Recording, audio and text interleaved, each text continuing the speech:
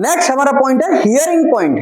Hearing point बोलते हैं इसको, सुनने का पॉइंट है अगर सुनने की किसी को दिक्कत है, या ईयर पॉइंट भी बोलते हैं, कान का पॉइंट बोलते हैं। जैसे टेनिटस जैसी समस्या, कान में घंटी बजती रहती है, सीटी जैसी आवाज सुनाई देती है, झिंगुर की आवाज सुनाई देती है, किसी चीज के घसीटने की आवाज सुनाई देती है, कोई लगातार बेलिंग करने की आवाज सुनाई देती है, यानी कि किसी भी आवाज का लगातार बने रहना हमारे कान में, और एक्चुअल में वो आवाज है नहीं, वो एक आर्टिफिशियल आवाज आपको सुनाई दे रही है, केवल आपको सुनाई दे रही है, आपके पड़ोस में किसी को सुनाई नहीं दे रही। तो ये जो आवाज है ये टेनिटस की समस्या है। टेनिटस, इस पे अगर मैं बात करूं तो बहुत लंबा कॉन्सेप्ट है, ये एक बीमारी है ना। तो उस कंडीशन में आप इस पॉइंट को दे सकते हैं। आपको सुनने से संबंधित कोई समस्या है, कान में बंद हो गया है, ब्लॉक हो गया है, या बच्चे, ऐसे बहुत सारे बच्चे हमारे पास इलाज के लिए आते हैं कि जिनको सुनाई नहीं देता है, उस कंडीशन में हम फिजिकल ट्रीटमेंट के रूप में इसका इस्तेमाल करेंगे। केमिकल ट्रीटमेंट तो हम देते ही देते कि रूट कॉज क्या है, इन्फेक्शन है, इन्फ्लामेशन है, ब्लड सर्कुलेशन की कमी है, तो रूट कॉज पर तो हमारे केमिकल ट्रीटमेंट जाएंगे ही जाएंगे। फिजिकल पॉइंट में हम इस जगह का ईपी यानी कि हियरिंग पॉइंट यानी कि ईयर पॉइंट हम देते हैं। देते कैसे हैं, सर्कुलेशन कैसे बढ़ेगा, तो आप थोड़ा सा पाउडर लेंगे और इस पाउडर को हल्का सा आप कान के आगे लगाएंगे, ऐसे करके, हल्का सा कान के पीछे लगाएंगे इस तरीके से, है ना, और तीसरी बार में हल्का सा कान के नीचे लगा देंगे। तो 3 जगह पर हमने ये पाउडर का इस्तेमाल करना है, आगे, पीछे और नीचे की तरफ करना है। अब करना क्या है, हमें सर्कुलेशन बढ़ाना है कान के पीछे के चारों तरफ। तो इसमें हम क्या करेंगे, अंगूठे को यहां रखेंगे आगे की तरफ, जो हमारा ये कलम का एरिया रहता है ना, तो यहां से हम 15-16 बार ऊपर से नीचे रब करेंगे, है ना। इस हाथ से सपोर्ट करेंगे ताकि जब आप दे रहे हैं तो ये गर्दन हिले ना, तो इस हाथ से मेरा केवल सपोर्ट का काम रहेगा। तो इस तरीके से 15-16 बार हम नीचे की तरफ रब करेंगे, ये ऊपर से नीचे की रब करेंगे। ये फिजिकल ट्रीटमेंट है।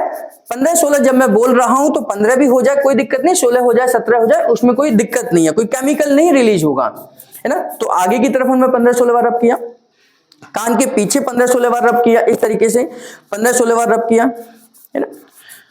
और तीसरी बार जो मैंने तीसरा जगह पाउडर लगाया था 15-16 बार मैं नीचे की तरफ रब करूंगा इस तरीके से। अगर आप देख पा रहे हो तो मैं आपको इस तरीके से बताता हूं, जैसे मैंने ये हाथ रखा तो 15-16 बार नीचे की तरफ रब करा इस तरीके से, है ना। तो जहां मैंने 3 एरिया में पाउडर लगाया था 15-16 बार, तीनों एरिया में मैंने रबिंग कर दी। पहले आगे की तरफ करी, फिर पीछे की तरफ करी, फिर नीचे की तरफ करी, है ना। इसके बाद हाथ की 2 उंगलियों को इस तरीके से स्टैंड बना लीजिए, इस तरीके से वी शेप में रखकर 15-16 बार इस तरीके से रब करना है। 15-16 बार ऐसे रब करना है, 15-16 बार ऊपर से नीचे की तरफ करना है, क्योंकि हम सर्कुलेशन बढ़ा रहे हैं कान के चारों तरफ, क्योंकि ये कान की समस्या में ही हम देंगे, यानी कि ईयर प्रॉब्लम में देंगे, हियरिंग प्रॉब्लम में देंगे। और 15-16 बार हमने इस तरीके से करा, ठीक। तो 3 डायरेक्शन में हमने ये करा, रबिंग कर रहे हैं अभी हम, है ना, ये रबिंग कर रहे हैं। फिर इसके बाद अंगूठे को हमने कान के अंदर रखना है। अगर ज्यादा छोटा है तो आप उंगली को भी रख सकते हैं, इस तरीके से भी रख सकते हैं, अंगूठे को भी रख सकते हैं। उंगली को रखा तो सबसे पहले हमने अंगूठे को रखा, ऊपर की तरफ प्रेस किया, इस थोड़ा सा ऊपर की तरफ प्रेस किया, जैसे मैंने यहां रखा तो ऊपर की तरफ प्रेस किया, ऊपर की तरफ प्रेस किया, नीचे की तरफ प्रेस किया, यहां उंगली रखकर आगे की तरफ प्रेस किया और अंगूठे को वापस रखकर पीछे की तरफ रब किया। ऊपर की तरफ प्रेस किया हल्का सा, नीचे की तरफ करा, आगे की तरफ करा और पीछे की तरफ करा। ये जो पॉइंट है ये एक्यूप्रेशर में ये बीपी का पॉइंट है। अगर किसी का बीपी हाई हो रहा हो तो आप इस तरीके से ऊपर नीचे आगे पीछे से प्रेस करेंगे 2-2 सेकंड का, और 3 बार कर दीजिए तो आपका बीपी डाउन हो जाता है। केवल इतना ही प्रेशर देने से। कितना प्रेशर देने से, हमने अंगूठा रखा, ऊपर प्रेस किया, नीचे प्रेस किया 2 सेकंड, इधर प्रेस किया और पीछे प्रेस किया। तो चारों डायरेक्शन में हम जब ऐसे प्रेशर दे दें और 2-3 बार दे दें तो आपका बीपी डाउन हो जाता है। दोनों तरफ करेंगे तो बीपी डाउन हो जाता है, ठीक है। लेकिन न्यूरोथेरेपी में ये हियरिंग पॉइंट में हम इसका इन्वॉल्व करते हैं, ठीक।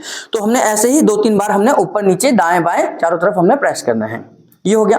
इसके बाद में हमने क्या करना है, इस कान के चारों तरफ हल्का सा टिक टिक टिक टिक आपने करना है। ये ऐसे आपने चारों तरफ टिक टिक टिक टिक करना है, 3-4 बार राउंड कर लीजिए। अब उसमें नेक्स्ट स्टेप में इस कान को बंद कर कर, कान को बंद कर कर ऐसे हल्का हल्का आपने मारना है। ये जो आप हल्का हल्का मार रहे हैं इनको बहुत तेज सुनाई दे रहा होगा, क्योंकि आपने वैक्यूम क्रिएट कर दिया है। ये वैक्यूम क्रिएट करने हल्का हल्का ही आपने इस तरीके से करना है।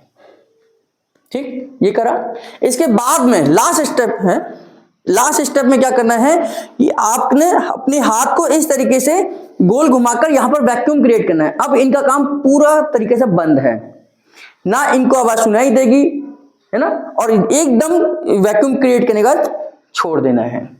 फिर हल्का सा आप ये क्लॉकवाइज करने से वैक्यूम क्रिएट होगा यहां पर, ये वैक्यूम। अब इनकी आवाज बिल्कुल, मेरी आवाज सुनाई नहीं देगी इनको, और फिर एकदम से छोड़ दीजिए कान को इस तरीके से क्लॉकवाइज करके, मतलब आपने वैक्यूम क्रिएट करना है इस तरीके से, और फिर छोड़ दीजिए। बक इनको आवाज एकदम से आवाज आएगी।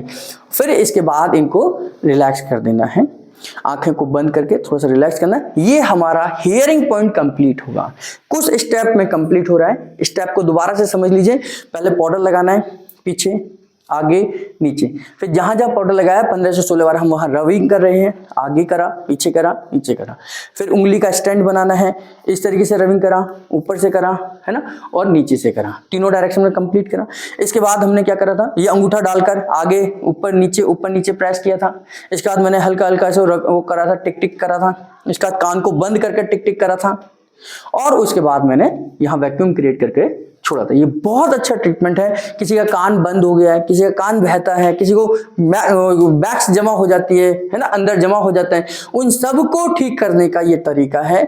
हमारे कान को ब्लड सर्कुलेशन पहुंचाने का तरीका है। वैसे तो हम ईएनटी के पॉइंट्स को, हम बीमारी को कम देखते हैं, लेकिन केवल अगर एक ही बीमारी के लिए हमारा पेशेंट आता है तो हम जरूर देखते हैं।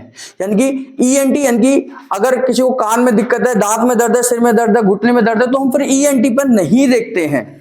लेकिन पेशेंट अगर केवल कान की समस्या के लिए आता है, टेनिटस जैसा पेशेंट आता है, कान की ही समस्या के लिए आता है, तो फिर हम उस बीमारी को जरूर देखते हैं, क्योंकि वो बीमारी कॉम्प्लिकेटेड नहीं है ना।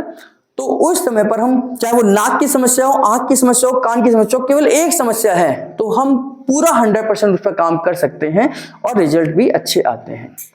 तो इस तरीके से हियरिंग पॉइंट देखकर, ईयर पॉइंट देखकर हम कान की समस्याओं में न्यूरोथेरेपी के द्वारा अच्छे रिजल्ट लेकर आते हैं। टेनिटस जैसी समस्याओं में हम इन्फ्लामेशन का ट्रीटमेंट देते हैं, इन्फेक्शन का ट्रीटमेंट देते हैं, इंजरी का ट्रीटमेंट देते हैं, या हम ई हैपरिन, जो हमारा ई हैपरिन फॉर्मूला है, उसका भी इस्तेमाल हम यहां पर कान की समस्याओं में करते हैं।